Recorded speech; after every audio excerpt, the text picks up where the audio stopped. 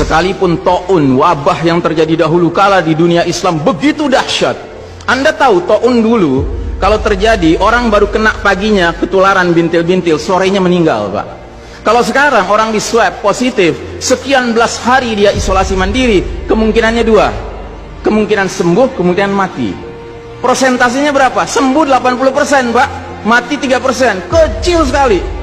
Bukan berarti kita menganggap ringan nyawa orang, tidak. Cuman saya ingin menggambarkan betapa taun dahulu lebih dahsyat daripada yang so-called pandemi yang lebih cocok disebut plandemi ini. Direncanakan ini, Pak. Yang karenanya kalau kita lihat sejarah, sekalipun dahsyat taunnya dahulu kala, nggak ada cerita, Pak, sholat berjamaah berubah tata cara pelaksanaannya, nggak ada. Kenapa kita harus berubah? Dan saudaraku rahimakumullah, kami cuma mengingatkan beberapa pesan dari Nabi SAW tentang sholat ini. Yang pertama, Nabi mengatakan, "Sallu kama ra'aitumuni usalli." Sholatlah kalian sebagaimana kalian melihat aku sholat. Ini sudah kata mati, Pak. Ini kunci, Pak. Kunci ini. Makanya para ulama fikih memutuskan nggak boleh dikerjakan sembarangan, nggak boleh. Apalagi setelah dia ada aturannya, terus kita berkreativitas menyangka itu lebih baik untuk keselamatan dunia kita, sementara kita tidak peduli dengan keselamatan akhirat kita. Nabi Muhammad SAW menyatakan, hari berbangkit nanti aku akan menunggu umatku di depan telagaku. Aku akan bisa membedakan siapa umatku, siapa yang bukan. Umatku adalah mereka yang wajahnya, tangannya, kakinya bercahaya bekas wudhu. Tapi ketahuilah, ada sejumlah orang wajahnya bercahaya, tangannya bercahaya, kakinya bercahaya. Aku panggil mereka, tapi dihalau sama malaikat, tidak boleh mendekat. Aku panggil lagi, tapi dihalau sama malaikat. Akhirnya malaikat menjelaskan, "Ya Muhammad, mereka telah merubah ajaranmu setelah engkau wafat." Kata Nabi selanjutnya, "Menjauhlah, menjauhlah." Nabi nggak mau dekat dengan orang yang berani-beraninya merubah tata cara ajarannya. Dan ajarannya yang paling pokok apa? Tauhid. Setelah tauhid apa? Salat. Dan ingat, salat adalah amal yang paling pertama yang akan diperiksa oleh Allah Ta'ala bagi setiap hambanya.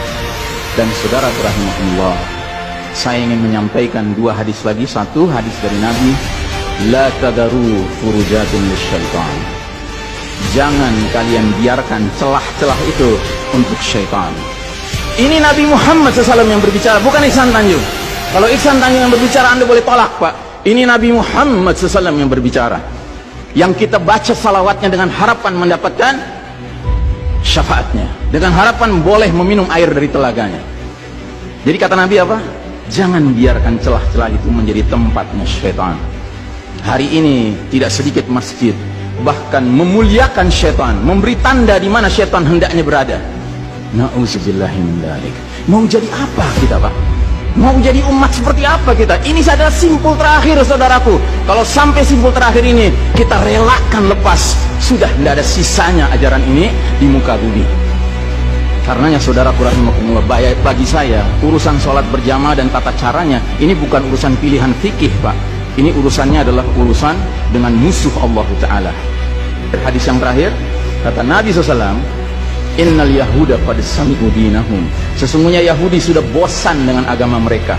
Wa innahum qaumun hasadun. Dan mereka adalah kaum yang sangat hasad kepada kita umat Islam, terutama dalam 3 perkara. Satu, raddis salam.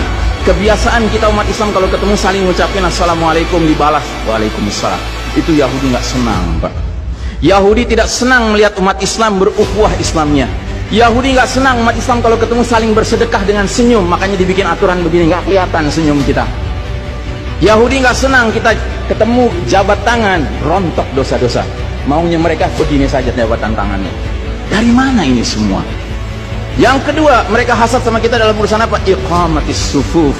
Dalam tata cara kita menegakkan shaf kita. Ingat, Pak, shaf dikatakan tegak syaratnya 2. 1 lurus, 2 rapat.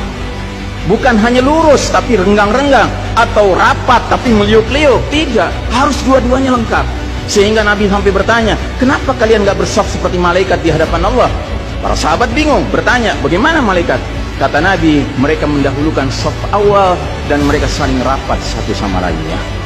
Jadi Nabi itu bangga kalau umat Islam sholatnya seperti para malaikat di hadapan Allah Ta'ala. Harusnya itu menjadi kebanggaan kita juga. Dan harusnya